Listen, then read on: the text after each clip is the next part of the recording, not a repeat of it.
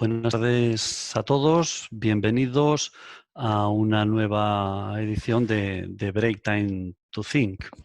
Hoy tenemos con nosotros a tres jóvenes analistas, a Lidia, a Marga y a Rubén, analistas de Telefónica, de ciberthreats, de ciberamenazas, que van a intentar compartir con vosotros su experiencia y su conocimiento de lo que está pasando. Yo creo que todos somos conscientes cuando salimos a la calle en este momento de los peligros de infectarnos con el COVID, ya hemos oído del cuidado que tenemos que tener al tocar los picaportes o del tiempo que permanece el virus en distintas superficies, pero lo que a lo mejor todos no sois muy conscientes es de otros virus y otras amenazas que especialmente en estos días pues nos tienen cercados, ¿no? Es decir, amenazas que son informáticas y que en este entorno de confinamiento que tenemos en este momento y en el que dependemos pues más que nunca del correo electrónico, del WhatsApp, de herramientas como esta, como Zoom,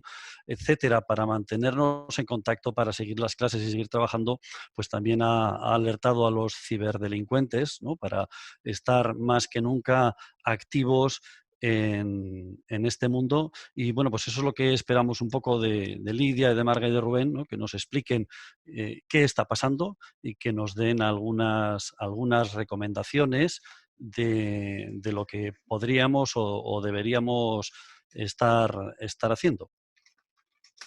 Así que, sin más dilación, recordaros a todos que podéis, a través del apartado de preguntas, ir formulando preguntas que al final de la presentación, que como siempre pues durará aproximadamente una media hora, les formularé en vuestro nombre. Lidia, adelante.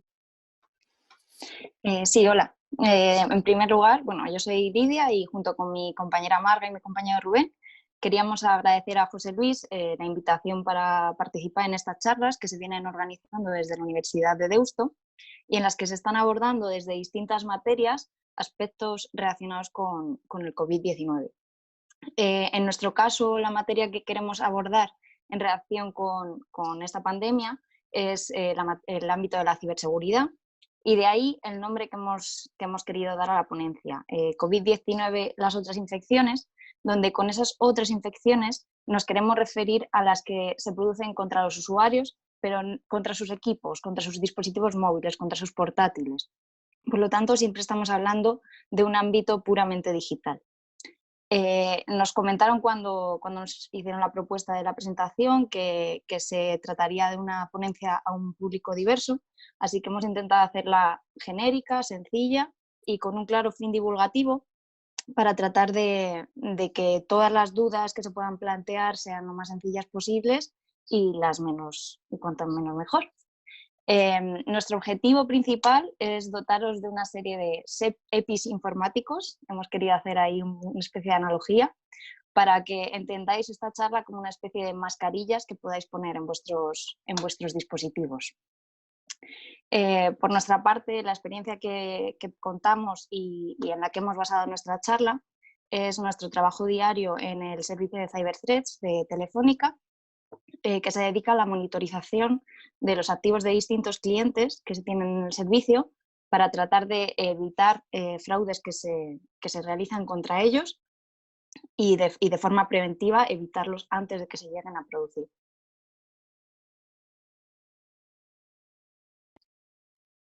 Buenas tardes. Bueno, entrando ya un poco en materia de lo que se va a tratar la charla, cuando nos propusieron la charla decidimos dividirla en dos tipos de paradigmas que estamos viendo desde el servicio de ciberthreats en Telefónica. Estos dos tipos de paradigmas están asociados a dos tipos de riesgos, quedando divididos en riesgos externos y riesgos internos. Os preguntaréis que a qué hace referencia cuando decimos riesgos externos. Pues bien, los agentes amenazas o los ciberdelincuentes, los malos, están viendo toda esta situación de crisis mundial como una nueva oportunidad de negocio en la que lucrarse para robar datos bancarios, credenciales, todo tipo de información de los usuarios que después venden en foros underground de la dark web, en canales de Telegram, entre otros. Por ello, lo que están haciendo es realizar campañas de ataques usando el COVID-19 como señuelo, aprovechando la viralidad que está dando todas las noticias e informaciones que nos están llegando del COVID-19, porque realmente ¿Quién de aquí no pasa una noticia a sus familiares o quién no comparte información a través de sus redes sociales relacionada con el COVID-19? ¿Quién no recomienda una aplicación que te dice cuántos infectados tienes a tu alrededor? Realmente lo estamos haciendo todos, estamos compartiendo ese tipo de información y estamos colaborando a que esto siga creciendo. Un claro ejemplo que hemos visto de los ataques de ciberseguridad que están relacionados con el COVID es el auge, son algunas, algunas estadísticas relacionadas con la enigmática empresa Checkpoint, que es una empresa de referencia en el sector, en las que se ven que los ataques relacionados con el COVID-19 a finales de febrero eran mínimos, siendo 5 o 6 al día. Pero a finales de marzo estamos hablando de unos 5.000 ataques diarios a nivel mundial. Otro ejemplo sería la cantidad de dominios que se están registrando con palabras relacionadas con el coronavirus, pues como COVID, coronavirus, corona. Todas estas palabras se están utilizando para crear nuevos dominios, habiendo un registro de 1.000 dominios a finales de febrero y un total de 14.000 dominios registrados a finales de marzo. En lo que respecta a riesgos internos, los hemos asociado al teletrabajo. Como consecuencia del confinamiento en el que nos encontramos, pues ha producido un incremento en la forma de trabajar desde los hogares. Como se puede mostrar ahí en el gráfico que aparece en la slide, bueno, que es realizada por la empresa Netstop, se muestra un aumento exponencial con respecto a semanas anteriores, porque fue justo en el momento en el que la OMS declaró como pandemia, a mediados de marzo, cuando se muestra el incremento. En comparación con otros picos de actividad que fueron justo en Navidad y en Año Nuevo, sí que se muestra una clara tendencia al incremento, que fueron los de 2019 los picos más elevados. Luego, otra cosa que tenemos que tener en cuenta es el uso de otras formas de comunicación, que actualmente también estamos aumentando el uso de herramientas de videollamadas, como puede ser, por ejemplo, la que estamos utilizando actualmente, que es Zoom. Y esto se puede comprobar mediante el análisis del valor de las acciones de esta compañía, que justo en el momento en que se está empezando a utilizar ha ido incrementando. Aunque también hay que señalar que ha habido bajadas de precio en consecuencia con las noticias que han salido referencia a vulnerabilidades que han afectado a la herramienta de Zoom. Por ello, nosotros mismos debemos tomar una serie de medidas para que no nos infecten. Y bueno, en las siguientes slides vamos a mostrar una serie de medidas para intentar que no nos afecten estas infecciones. Bueno, el primero de los riesgos externos que queremos destacaros es también posiblemente con el que más familiarizados estéis por su frecuencia y porque es el que más importancia se le suele dar.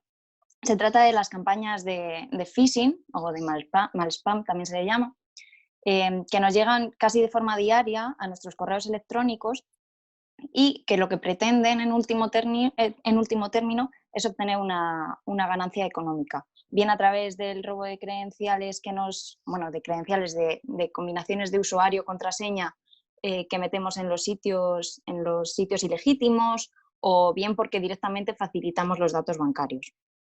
En este sentido, de todos los casos que hemos ido observando a lo largo de las últimas semanas, hemos distinguido como dos tendencias. Por un lado, encontramos campañas de phishing que están orientadas a la divulgación de supuesta información novedosa acerca de la enfermedad.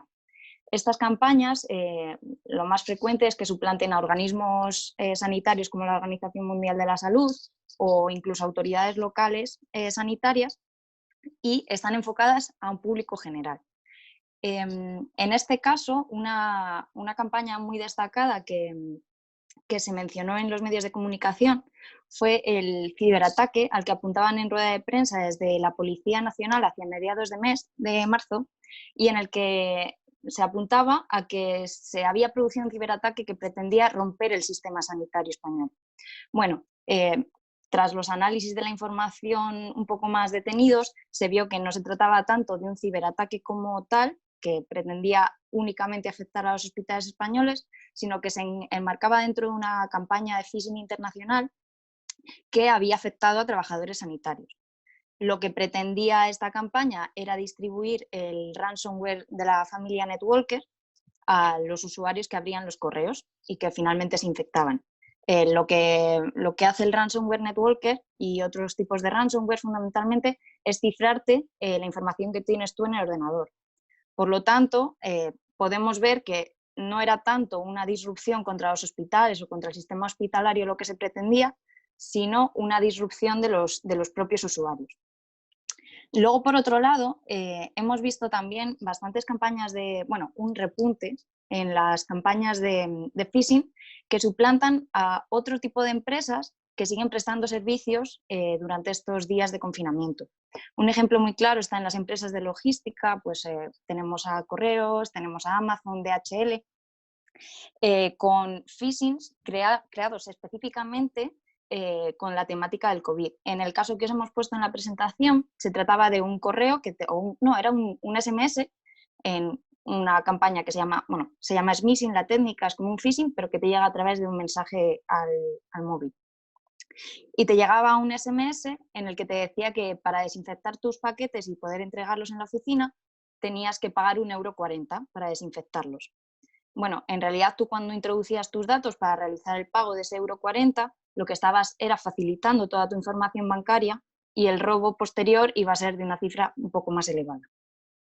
También hemos visto campañas contra entidades bancarias o aseguradoras. En el caso que os ponemos aquí de CaixaBank, la Oficina de Seguridad del Internauta, la OSI, informaba de una campaña de phishing que habían hecho en nombre de CaixaBank, informando a sus clientes sobre nuevos protocolos de actuación para entrar en sus entidades, que como sabéis todavía siguen abiertas. Bueno, pues en realidad lo que pretendía el phishing era que realmente pusieses tus datos bancarios para posteriormente realizar cargos a vuestras tarjetas. Por lo tanto, ante este tipo de campañas, las recomendaciones que podemos dar son recomendaciones muy genéricas y que seguro que todos conocéis, pero bueno, que no está de más decirlas una vez más. En primer lugar, tenemos que desconfiar siempre de los correos electrónicos que nos lleguen de fuentes que no son las habituales o incluso si nos llegan de nuestra entidad bancaria, asegurarnos que es una comunicación oficial, a lo mejor con otros usuarios que también tienen esa entidad o con otros usuarios que están utilizando servicios de correos. Y luego, por otro lado, cuando nos llega un correo no significa que estemos automáticamente infectados. Para que nos infectemos tenemos que realizar algún tipo de acción, como puede ser, por ejemplo, pinchar en un enlace que aparece en el cuerpo del correo o habilitar las macros de uno de los documentos adjuntos. Las macros, que son esa ventanita que nos sale cuando abrimos un documento de Word o un documento de Excel y que muchas veces parece molesto, pero que en realidad está ahí por algo y es para protegernos y que no se generen procesos secundarios que nosotros no somos conscientes. Por lo tanto, pues no acceder a los enlaces o no habilitar las macros. Y en último término, comprobar siempre cuando estamos introduciendo nuestra contraseña, fundamentalmente si son contraseñas de entidades bancarias, pues que estemos en los servicios legítimos a través de las URLs en las que nos metemos.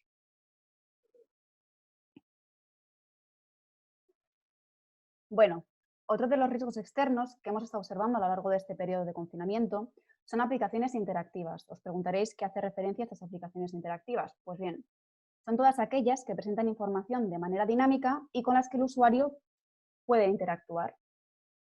Desde el servicio se han detectado diversos casos de fraude que tienen como objetivo común la instalación de diferentes tipos de malware, que como explicaba mi compañera Lidia con anterioridad, son software maliciosos que pretenden infectar el dispositivo, bien sea el teléfono móvil, bien sea el ordenador, para el posterior robo de información del usuario. Los cibercriminales saben que en esta época de crisis el pánico está a la orden del día y están jugando con este pánico de la población para cometer sus ataques, porque tenemos mayor posibilidad de caer en sus fraudes. Los casos más destacados que hemos estado viendo hoy, hasta hoy mismo, pueden quedar divididos en dos partes, como se puede ver en la slide. En primer lugar, serían los mapas interactivos, que son esos mapas que seguramente hayáis consultado, en los que te presentan estadísticas sobre infecciones, sobre recuperaciones y, por desgracia, por fallecimientos por país. A estos mapas se accede a través de una URL, que es la tira de palabritas que ponemos arriba en el navegador, ¿vale? Y se puede acceder a través del teléfono móvil o a través del PC. Es importante esto porque nos pueden infectar tanto el teléfono móvil como el PC. Entonces, a los cuales se accede a través de diferentes URLs y nosotros, pues, por ejemplo, en Google podemos poner mapa del COVID-19 y los que están haciendo los malos es replicar los mapas que están saliendo de esta tipología verídicos por mapas que son falsos, que tienen fraude. Entonces, una vez que accedes al mapa, lo que ocurre es que te descargas un malware denominado Azorul, que lo que hace es robarle toda la información que tienes guardada en el navegador. Pues el historial, los favoritos, las cookies, que todo el mundo le suena a las cookies. Bueno, pues en las cookies se guarda mucha información, como IDs de sesión, credenciales, que son usuario y contraseña, también incluso credenciales bancarias, pues toda esta información la están recopilando. Otro de los casos que hemos visto son servicios móviles fraudulentos, que estos solo sé que se pueden cometer a través del teléfono móvil, ¿vale? Estos los que están ofreciendo son una serie de ubicaciones de personas que supuestamente están infectadas, pero realmente si lo pensamos un poco en frío y decimos, ¿cómo va a tener una aplicación? ¿Quién está infectado en mi calle? Si es que ni siquiera el gobierno lo sabe, si no todo esto estaría más controlado. Entonces, estas aplicaciones lo que están haciendo es ofrecer este tipo de información y lo que están haciendo realmente es instalarnos un malware, un software malicioso, ¿vale? Los casos más destacados que hemos visto desde el servicio serían el COVID-19 Tracker, que es una aplicación que nos descargamos desde un market no oficial. ¿Qué es un market no oficial? Pues un market no oficial es todo lo que salga por fuera de Apple Store o Google Play.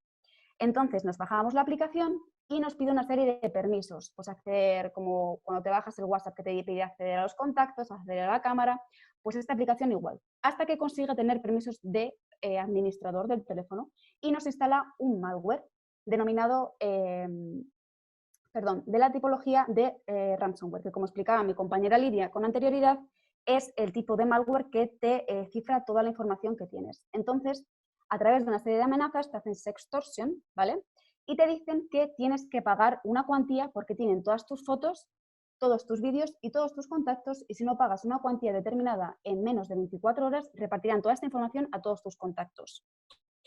Otra de las cosas que hemos visto a través de servicios móviles es Coronavirus Finder, que es una notificación push, ¿vale? Que es como una notificación que te llega, pues por ejemplo, tengo un WhatsApp de mi madre, pues eso sería una notificación push, ¿vale? Entonces, Coronavirus Finder llega como ese tipo de notificación y nosotros accedemos a una URL que nos dice que tenemos X infectados a nuestro alrededor y que para poder saber dónde están geolocalizados y poder salvarnos, entre comillas, lógicamente, tenemos que pagar una cuantía. Entonces, si accedemos a pagar esa cuantía, que además es muy pequeña, y dices, ¿por qué no la voy a pagar si es que me merece la pena? Pues accedemos a un formulario en el cual nos piden los datos bancarios, la tarjeta, etcétera. Entonces, toda esta información es enviada al malo y, lógicamente, después pues, la vende o puede hacer transacciones con esa tarjeta.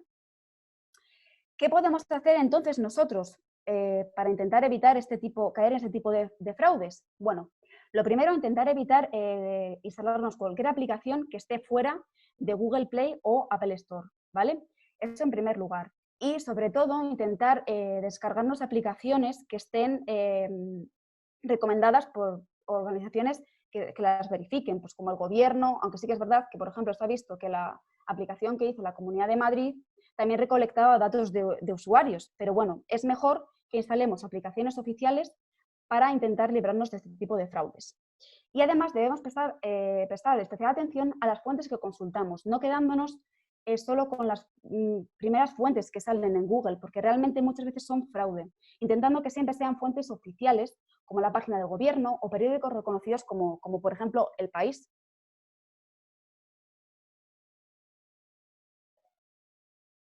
Bueno, en lo que respecta al último punto de asociados a riesgos externos, tenemos las amenazas a la desinformación. En los últimos años ha ido adquiriendo una mayor relevancia. Pero, por tanto, no es algo exclusivo de esta cuestión, sino que ya se ha dado con anterioridad. En este caso hemos distinguido dos clasificaciones. Por una parte tenemos los bulos o engaños, los cuales hemos considerado como actos individuales, es decir, que tienen una menor complejidad. Y el objetivo de estos son alarmar y generar miedo en la sociedad a través de la información falsa que vamos transmitiendo a través de las aplicaciones de mensajería, como pueden ser WhatsApp o Telegram, o también las redes sociales. Por mencionar un ejemplo, hay cientos, seguro que vosotros habéis visto muchísimos. De los audios que se transmiten por WhatsApp, en los que un presunto médico está alertando de la situación en la que se encuentran los hospitales. Luego, por otra parte, tenemos las campañas de desinformación. Al contrario que los casos anteriores, aquí sí que podemos distinguir, digamos, como una estructura más compleja. Y sí que en estas ocasiones sí que se dispone de un objetivo claro. y lo que pretenden es desprestigiar mediante la manipulación a la sociedad con información falsa. Un ejemplo que estamos viendo hoy en día es campañas contra el gobierno, cuyo objetivo es desestabilizarlo. Un ejemplo, pues por ejemplo, fueron las acusaciones que se realizaron a través de la manifestación del 8M, en el que se hacía alusión a la que las ministras estaban alertadas de la situación en la que nos encontrábamos por tema de coronavirus y que por eso llevaban guantes. Sin embargo, estos guantes de látex morados son un símbolo de protesta que ya se han utilizado con anterioridad. Y es más, en la manifestación no lo llevaron durante todo el recorrido. ¿Cómo podemos decir que es la forma en la que los malos realizan estas campañas de desinformación? Pues normalmente las suelen realizar a través de botnets, las cuales son una red en la que están compuestos por varios bots y que actúan de forma automática, mediante un director que va dando las órdenes. En las redes sociales podemos encontrar perfiles que son bots, que en realidad lo que significa es que detrás de ellos no hay una persona física, sino que es una máquina.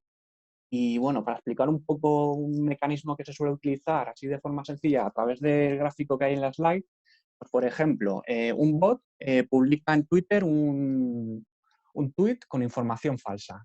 ¿Qué hace? Pues que otros bots, que podemos definirlos como voceros o amplificadores, únicamente, bueno, esto significa que únicamente se dedican a hacer retweet. Esto lo que va haciendo es adquiriendo más repercusión para que se vaya multiplicando esa información y a su vez nos llegue, digamos, a las personas físicas y que también vayamos viralizándolo. Y de esta forma pues se va duplicando esta información errónea. Bueno, esta es una cuestión muy importante. Incluso la propia OMS estableció el término de infodemia como consecuencia de toda la información que estaba viendo y que la mayoría en sí es falsa. Luego también en España, la semana pasada, el propio ministro de Justicia, en una declaración, dijo que en cuanto se tranquilice el asunto, van a legislar sobre esta cuestión. Y por tanto, recomendamos, vamos en la siguiente slide, a raíz de pecar de repetición, analizar y verificar las fuentes siempre es de vital importancia. Y también debemos llegar a la fuente final, ya que muchas veces hay medios que publican una noticia en base al medio original y durante el camino pues, se va perdiendo cierta información. Luego también es importante que leamos todo el contenido de la noticia, ya que no siempre el titular se corresponde con su contenido, al igual que hay que contrastarlo con otros medios. Y así a modo de EPIs, como hemos comentado con anterioridad, no debemos contribuir con la difusión de este tipo de información que no tenemos contrastada. Y luego también podemos consultar medios digitales especializados en este tipo de investigación de bulos como maldita.es.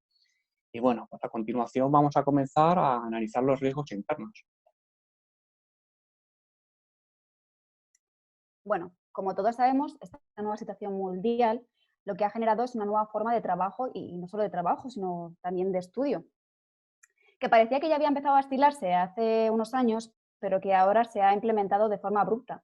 Y es tanto las oficinas como las universidades se ha implantado el teletrabajo o también podríamos llamarlo el teleestudio, porque podríamos ver que todo el mundo ahora mismo está teletrabajando o está teleestudiando. Todo está haciéndose a través de plataformas online, como es la que estamos utilizando, y estando en sus hogares. Entonces, ¿qué hemos visto que ha llevado la nueva situación? ¿Qué es lo que ha sucedido? Pues que el teletrabajo ha incrementado de una forma brutal. ¿Y qué es lo que hemos visto del servicio que esto ha generado? Pues bueno, había muchas empresas que no tenían las infraestructuras que se necesitaban para poder soportar tantos trabajadores teletrabajando. Entonces tenían unas infraestructuras limitadas que han tenido que montar todo de cero, deprisa y corriendo, y lógicamente para nada las prisas son buenas. Así que han dejado muchas vulnerabilidades que serían como puertitas por las que pueden pasar los ciberatacantes y pueden entrar e infectar la organización. Otra de las cosas que hemos visto es que se están utilizando equipos no corporativos, es decir, la infraestructura era tan limitada que ni siquiera había portátiles para darle a todos los trabajadores. Entonces estamos viendo que muchos de los trabajadores están utilizando ordenadores personales. ¿Qué ocurre con esto? Pues que muchas veces el ordenador personal no está actualizado, no está parcheado. ¿Qué quiere decir que un ordenador no está parcheado? Pues bien, a todo el mundo le habrá salido la típica ventanita abajo en Windows de tiene que reiniciar usted el equipo en menos de una hora, lo vas posponiendo 1 hora y otra hora y 4 horas. Lo que realmente quiere hacernos Windows es actualizar su versión para poder solventar estos fallos de configuración que tiene y poder así dejarnos como a salvo. Entonces, en esta época es muy importante tener actualizado todos los dispositivos que tengamos, y ya no solo los dispositivos, sino también los software, según nos recomiendan los fabricantes, siempre a la última versión, incluidos hasta los navegadores. Todo hay que tenerlo actualizado para que intentemos, de cierta manera, reducir el riesgo de que podamos ser atacados. Debido a esta nueva forma de trabajo, también hemos, como comentaba mi compañero Rubén al inicio de la presentación, se ha incrementado el uso de conexiones remotas, lógicamente para poder acceder, o por ejemplo, a mi ordenador de mesa, o para poder acceder a la red corporativa, tengo que utilizar una serie de túneles, ¿vale?, a través de los cuales puedo acceder a esta información. Entonces, se está viendo que se ha incrementado de forma brutal el uso de VPN, que esta sí que sería securizada, pero también, y por las prisas, se han habilitado muchos puertos, ¿vale?, que serían como ventanitas por los que se accede también, SSH o RDP, ¿vale?, que tampoco hay que darle mayor importancia, pero son puertos que no son seguros y a los que si nosotros podemos acceder desde casa, los malos también pueden conseguir entrar. Entonces, ¿qué tenemos que hacer o qué podemos hacer nosotros para intentar estar un poquito más protegidos? Bueno, pues como os comentaba, lo primero y más importante es tener siempre todo actualizado, incluidos los navegadores. La semana pasada, por ejemplo, hubo una actualización de Firefox porque había una vulnerabilidad, como os comentaba, una ventanita que podía ser utilizada por los atacantes. Entonces, intentar tener todo siempre actualizado. Tener un plan de contingencia en la empresa. Imaginaos que se cae la VPN, ¿qué hacemos? Pues tener pasos a seguir para poder continuar dando servicio y teniendo el negocio en pie. Evitar, lógicamente, tener estos protocolos vulnerables abiertos porque los atacantes nos pueden entrar y, sobre todo, intentar evadir la práctica de Bring Your Own Device, es decir, no utilizar ordenadores personales, sino los corporativos, que normalmente siempre están más monitorizados y más securizados que los que podamos tener en nuestras casas. Bueno, el segundo de los riesgos internos que queríamos destacaros, de los riesgos que estamos vinculando a esta nueva forma en la que estamos trabajando todos, es el que tiene que ver con la forma en la que estamos compartiendo información, ahora que estamos cada uno aislados en nuestras casas y no estamos compartiendo mesa o compartiendo clase con nuestros compañeros. Muchos de nosotros nos vimos obligados cuando declararon el estado de alarma a empezar a trabajar desde nuestra casa, cuando no estábamos habituados a ello. Y para poder trabajar desde casa, pues hemos tenido que emplear distintos programas o herramientas con las que antes no estábamos familiarizados.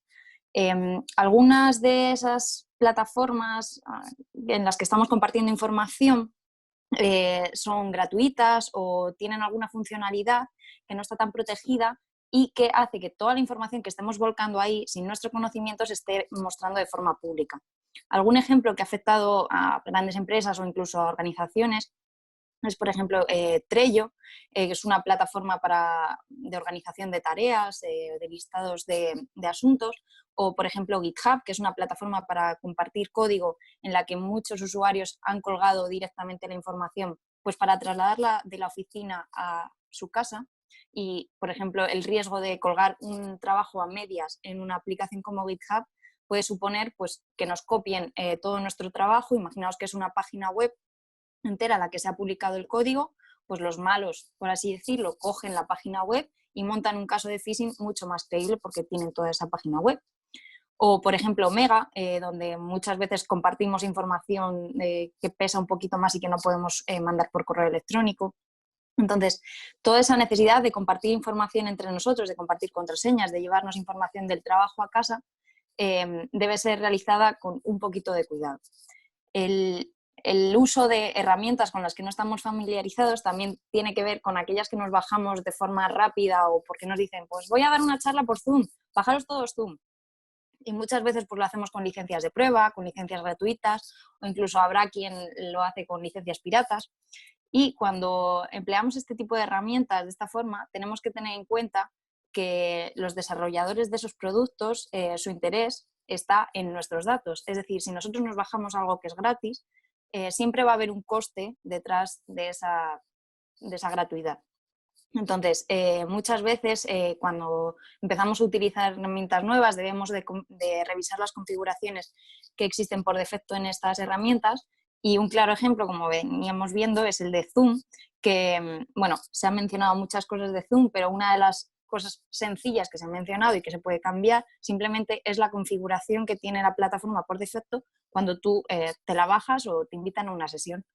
Muchas veces no nos damos cuenta de que compartir un número de teléfono por una herramienta de videoconferencia puede traer riesgos, pero bueno, cuando son, por ejemplo, conferencias como la que estamos teniendo ahora, que no conoces al resto de participantes, pues hay que adoptar determinadas medidas de seguridad. Entonces, en este sentido, lo que podemos recomendar es siempre una capa de análisis de la información que estamos tratando, pues si es un trabajo de la universidad o si es una información pública, no hay que tener tanto cuidado, pero si estamos tratando material pues, del trabajo o alguna investigación que se está llevando a cabo en la universidad, sí que es información más sensible y debemos de compartirla pues, por canales por los que estamos habituados y por canales más seguros. Además, bueno, si nos vemos obligados a utilizar nuevas herramientas, debemos de revisar siempre la configuración por defecto que vienen en las mismas y la política de privacidad de las nuevas plataformas para evitar disgustos posteriores. Bueno, al igual que ha cambiado la forma en la que trabajamos, también ha cambiado la forma en la que nos comunicamos. Por un lado están las comunicaciones oficiales que, bueno, pues principalmente realizamos mediante correo electrónico, las cuales han incrementado en elevada manera, pero sino que también se han vuelto mucho más difíciles de contrastar, ya que ahora no tenemos igual a un compañero al lado que en caso de recibir un mail sospechoso, pues nos diga, oye, pues yo ese mail no lo he recibido. Y por tanto se están dando un elevado número de suplantaciones. ¿Qué pasa con estas suplantaciones? Que muchas veces nos mandan mails con archivos que en realidad ofuscan un malware, incluso que nos facilita un enlace y nos nos redirige a una página web en la que le quieren robarnos las credenciales. Como estamos en un ámbito universitario, pues queríamos mostrar un ejemplo que ha habido recientemente en la Universidad Rey Juan Carlos, en la que a través de un mensaje en el que se hacían pasar por la decana de dicha universidad, pues facilitaba un enlace a todas las víctimas en las que redirigía a una web para robarles las credenciales. Luego, por otro lado, también las herramientas que utilizamos para videollamadas, pues como ya hemos mencionado, están incrementadas. Seguimos mencionando a Zoom, que estamos utilizando actualmente. Como ya ha comentado mi compañera Lidia, pues existen riesgos en caso de que no apliquemos las correctas configuraciones. Por tanto, pueden surgir vulnerabilidades que permitan que se exponga la información. Y es más, recientemente el FBI ha alertado sobre la situación en la que se están dando accesos no autorizados a sesiones de Zoom y estos malos lo que están haciendo es boicotearla. Lo que se ha denominado como Zoom bombing. Luego también han salido otro tipo de herramientas, como la que se muestra ahí en la imagen de la slide, en la que busca enlaces que no tienen protección. Sin embargo, pues ya han ido surgiendo actualizaciones en las cuales han tomado medidas como meter salas de espera o acceder mediante contraseña para que este tipo de actuaciones no tengan lugar. Luego, ¿qué otras recomendaciones podemos tomar? Pues utilizar los canales oficiales para comunicarnos, ya que, por ejemplo, en el caso del phishing de la Universidad Rey Juan Carlos, el remitente, quien lo hacía, tenía el dominio de mail en vez de la universidad, pues tenía uno de Hotmail. Por tanto, siempre es importante revisar el dominio del correo. En este caso, en Deusto, creo que utilizáis deusto.es. En caso de que recibáis un correo en el que se hacen pasar por la universidad y no estéis utilizando ese dominio de correo, sospechar. Y luego también, si os facilita un enlace, pues tenéis que comprobar que ese enlace, arriba donde pone las 3 W a la izquierda, pues tenéis que ver que pone HTTPS, es decir, que cifra la información. Si no lo pone y te pide contraseñas, eso es un poco raro. Y bueno, para concluir, pues queríamos un poco, bueno, sacando un poco nuestra vena friki, vamos a mencionar una cita de una película, que es la de Batman, en la que decía que ¿por qué nos caemos? Para aprender a levantarnos. Con ello lo que queremos expresar es que pese a los ataques e incidentes que nos ocurren, a través de ellos vamos aprendiendo y adquirimos conocimiento. Y por tanto queríamos ligarlo al concepto de ciberresiliencia. Es decir, que a través del aprendizaje, la adquisición del conocimiento, tanto las personas como las empresas, las instituciones, nos sirven para evolucionar y mejorar y hacer frente a este tipo de situaciones. Por tanto, el objetivo de esta charla pues, es lo que mencionamos ahí en la slide. Es un poco haceros un poco más ciberresilientes a partir de los ataques que hemos visto desde el servicio de Cyberthreats y que a partir de ahora vosotros podáis combatir este tipo de amenazas en caso de que os enfrentéis a alguna de ellas. por nuestra parte, hemos concluido la presentación. Bueno, muchas gracias. Me imagino, hay bastantes preguntas, pero me imagino que a muchos de los que os han escuchado como yo, pues les habréis dejado un poco intranquilos. Pero bueno, vamos allá con las preguntas que ha habido, ¿no? La primera es de Jesús y creo que es para Lidia, ¿no? Dice, ¿es posible detectar que estamos en un documento malicioso antes de abrirlo? Es decir, ¿o ¿en qué debemos fijarnos especialmente antes de hacerlo? Bueno, a ver, primero, lo primero de todo es siempre diferenciar de si creemos que es un documento confidencial, es decir, si es una factura que está a nuestro nombre o es una nómina o es algo así, porque actualmente hay distintas herramientas que podemos hacer uso de ellas. Una de ellas, de las más conocidas, es VirusTotal. Te metes en Google, pones VirusTotal y tú puedes ahí subir los documentos y ellos te dicen si es un documento pues del que ya se tiene, los documentos tienen asociadas determinadas características que pertenecen solo a ese documento o a ese malware, y entonces si tú lo subes te dicen pues este documento lo han identificado todas estas firmas de antivirus como malicioso. Pero claro, cuando nosotros subimos algo en internet, tenemos que tener cuidado y si es algo que creemos que es confidencial, no habría que subirlo nunca. Entonces, por un lado, pues si lo está recibiendo de una persona de confianza, no creo que vaya a esa persona de confianza a enviarte por correo adjunto un malware.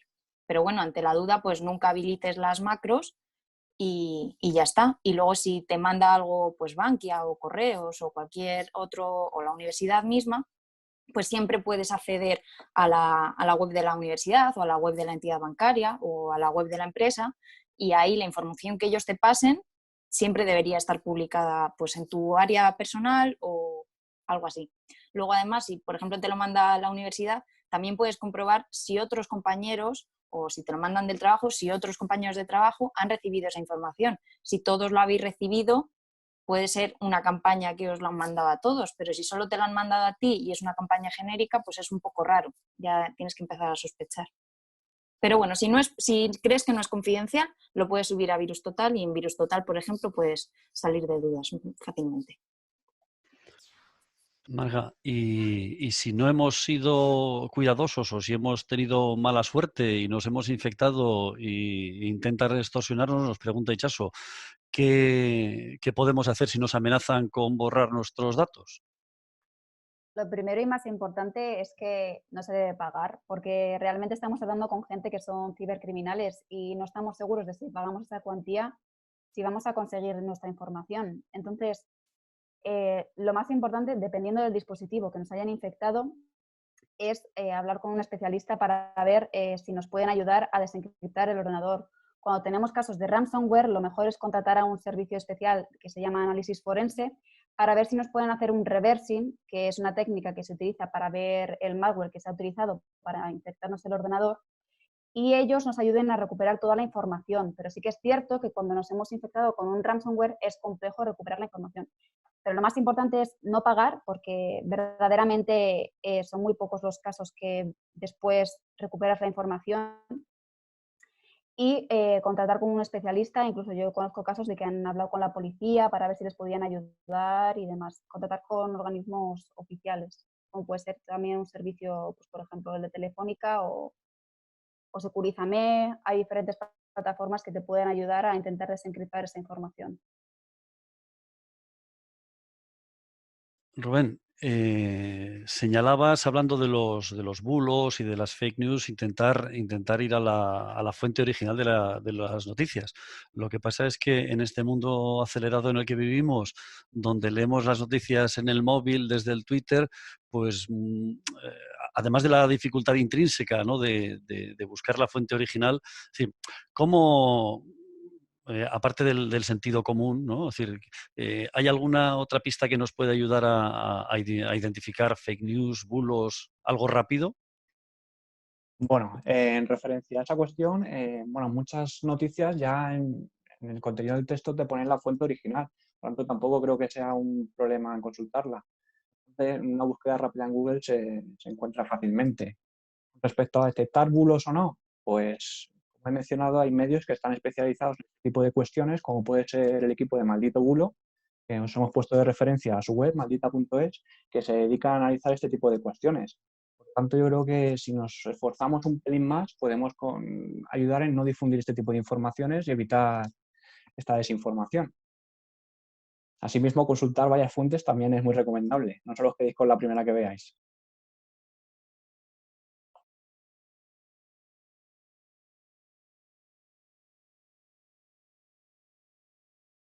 José Luis, que lo tienes en silencio. Gracias, Lidia. Perdóname.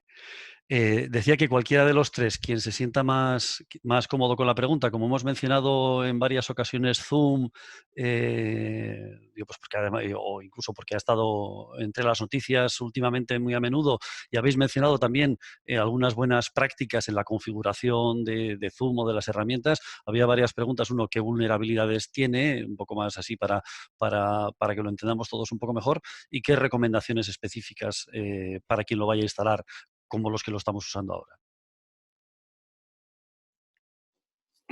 Bueno, en los últimos días el gráfico de incremento del uso del teletrabajo ha ido prácticamente ligado al del incremento del uso de Zoom. Y luego, como bien señalaba mi compañero Rubén, muchas veces el valor en bolsa de Zoom ha ido cayendo a medida que se iban conociendo durante todas estas últimas semanas, fundamentalmente, las noticias de agujeros de seguridad o de problemas de seguridad de la herramienta. Es importante destacar que cuando una herramienta está en auge, como por ejemplo Zoom en estos momentos, o otras, por ejemplo House Party, que también es una herramienta de videoconferencia, cuando sale un repunte de su uso, también hay un repunte de investigadores de seguridad que buscan fallos en esa herramienta, bien para hacerla más segura o bien para obtener un beneficio económico, porque, por ejemplo, Zoom, pues el desarrollador pues tiene programas que pagan a los investigadores para que descubran fallos en sus plataformas.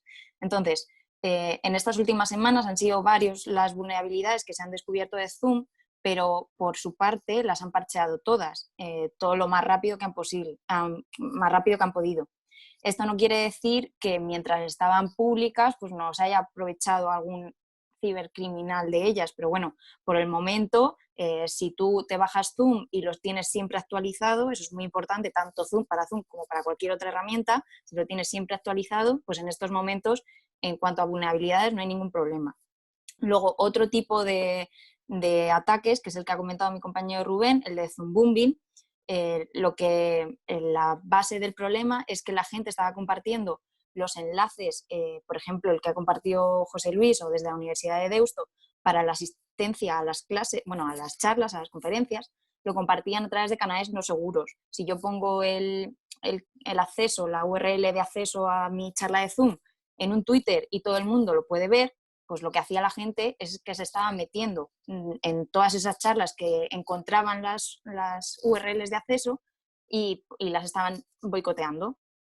Entonces, si tú, con las configuraciones de efecto, lo que queríamos decir es, pues, por ejemplo, en esta, José Luis, antes de compartirnosla, lo tenía privado y solo él aceptaba a las personas que se iban a meter dentro de la charla.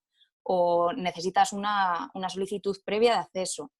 Si compartes las URLs de acceso por canales seguros, pues también estás protegido.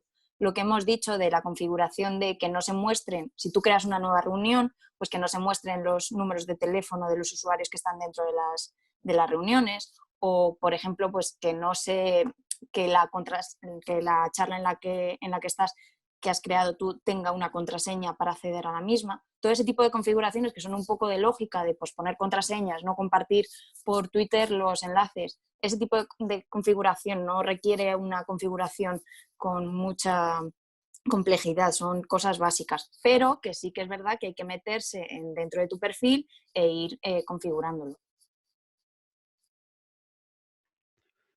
Mencionabais antes, no recuerdo quién ha sido la que lo ha hecho, leer la letra, las condiciones, ¿no?, de las aplicaciones que descargábamos, ¿no? Y hacíais referencia a Google Play o al Store o al Apple Store, ¿no? Como fuentes, digamos, de confianza de aplicaciones. ¿Podemos confiar que todas las aplicaciones que nos descargamos de estos portales sean, en primer lugar, no ciberpeligrosas y, en segundo lugar, que sean medianamente respetuosas con los datos, con nuestros datos? Sí, fui yo. No, realmente no nos salvamos, porque Google tiene unas políticas para los desarrolladores que hacen aplicaciones que son bastante benevolentes. Y hay muchas veces que se suben aplicaciones que también son vulnerables y que van a infectar a los usuarios. Sí que es verdad que Apple esto lo tiene un poco más a rajatabla y tiene unas condiciones un poco más estrictas a la hora de que los desarrolladores puedan subir aplicaciones. Pero sí que es cierto que lo que tenemos que hacer es verificar las fuentes en el sentido de ver quiénes son los verificadores de esa aplicación, aunque incluso esto llegan a suplantarlo. O sea que realmente lo que tenemos que hacer es, lógicamente, siempre utilizar estos canales, aunque no vayan a ser 100% seguros, y verificar que la aplicación tiene verificadores oficiales. Pero realmente no estamos a salvo, por decirlo de alguna forma. Y también hay alguna pregunta, ya tenemos que ir terminando, sobre si algún sistema operativo es más seguro o puede proporcionar más confianza que otros, o viceversa, si algún entorno pues es como para estar más preocupado. ¿En referencia a los teléfonos móviles o en referencia a los ordenadores? Lo habían hecho en general, en abierto, no han especificado. Yo diría que todos cuando estén actualizados. Yo votaría por Porque Linux. Linux, al tener menos comunidad, tener menos usuarios, sí que es verdad que tienen menos vulnerabilidades. Linux es mucho más seguro que Microsoft en ese sentido. Y en teléfonos móviles, Apple al principio parecía más seguro, pero ahora están ahí. Realmente Android de Google es vulnerable per se, pero Apple ahora mismo tampoco se libra. Claro, debemos partir que los malos no hacen ascos a nada, pero sí que tienden a ir donde más gente consume. Digamos que es Windows y tal, pero vamos, cualquiera puede ser vulnerado. Había una pregunta, hay una pregunta no tanto relacionada con la criminalidad o con el robo de datos, sino con el ser respetuosos con la RGPD, ¿no? En esta situación en la que nos encontramos todos fuera de nuestra casa y en la que a veces pues, tenemos que compartir información a través de canales que no son los habituales en nuestra organización y en el que pues, a lo mejor no podemos garantizar que no tengan acceso a determinadas informaciones personas que quizás no lo tenían. ¿Alguna, en vuestra propia experiencia de hábito de trabajo ahora, alguna recomendación en cómo garantizar ese flujo de datos con los compañeros de trabajo respetando un poco todas las directrices de la RGPD? hombre, a ver, hay distintos mecanismos. Por ejemplo, pues, ¿cómo nos estábamos mandando antes la información? Nosotros, por ejemplo, en nuestro equipo de Cyberthreats utilizamos bastante el correo electrónico o Teams, que están soportados por Microsoft. Entonces, por ejemplo, en los correos, pues siempre tienes el doble factor de autenticación. Ahí es un poco más seguro. Y si todavía le quieres poner una capa más de protección, pues si estás mandando un documento confidencial, usa varias vías. Por un lado, comprime el documento y ponle una contraseña, y la contraseña mándala por otra vía. Es muy difícil que si un usuario está comprometido, tenga comprometido tanto su número personal, su número de trabajo y su correo electrónico. Entonces, diversifica un poco. Si mandas un documento que es muy confidencial, ponle una contraseña y la contraseña mándala por otra vía. Luego Por ejemplo. también, sí, luego también podemos observar que seguramente, ahora que estamos utilizando muchos dispositivos del trabajo en casa, se está utilizando para uso personal. Eso sí que es un grave fallo de seguridad y de información. Por tanto, eso hay que tenerlo en cuenta. Hay que separar los dispositivos del trabajo con los del personal. Más lo que ha comentado mi compañera. Y otra cosa que también es importante es que no compartamos documentos confidenciales por GitHub, por Mega o por Trello. Es decir, que utilicemos vías seguras como las que comentaba Lidia. No podemos compartir información confidencial de X sabiendo que esta información puede ser vulnerada. Aunque GitHub, por ejemplo, tenga repositorios que sean privados, no debemos de fiarnos. Siempre intentando utilizar vías más seguras, pues como las que comentaba Lidia. Y ya una última pregunta, como el origen de todo esto es una pandemia y es una situación de crisis de salud, había unas cuantas preguntas referentes al uso de la telemedicina, a la ciberseguridad vinculada a la telemedicina, en esta medida en la que pues, probablemente vamos a tener que confiar también en estos medios, ¿no? para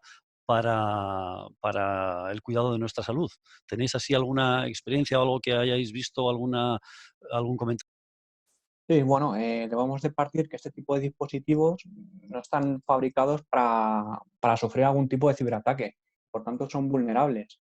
Si miramos un poco contexto histórico, sí que ha habido, digamos, pruebas de concepto en los cuales han atacado igual dispositivos IoTs, como por ejemplo marcapasos, bombas de insulina, y si en caso de que se infectase algún centro hospitalario, como ya ha habido intentos, pues podría afectar estos sistemas y que afectase a los dispositivos de las personas. Y por tanto, ya estaríamos jugando no solo con archivos o documentos, sino que estaríamos jugando con la vida de las propias personas. Por tanto, es un hecho muy grave y que creo que se debería de invertir más en ciberseguridad en esta cuestión, temas de salud. Bueno, pues muchísimas gracias, Lidia, Margarita, Rubén, muchísimas gracias por compartir con vosotros vuestro conocimiento sobre lo que está pasando alrededor y vuestras recomendaciones. Y a todos, muchísimas gracias por acompañarnos y deciros que este jueves tendremos otro nuevo break time. En este caso, Andrea Villalonga pues compartirá con nosotros su experiencia en comunicación. Seguramente le conocéis mucho. Es una persona que la habéis tenido ocasión de conocer a través de los medios de las redes sociales, de la televisión, una persona de activismo positivo que seguramente, además de darnos algunas recomendaciones sobre comunicación, nos dará una buena dosis de energía positiva para superar el confinamiento. Sin más, muchísimas gracias, Lidia, Margarita, Rubén, muchísimas gracias por acompañarnos esta tarde. A ti por invitarnos. A ti, muchas gracias. A vosotros. Muchas Buenas gracias. tardes. Luego. Bueno, pues adiós a todos y hasta el jueves.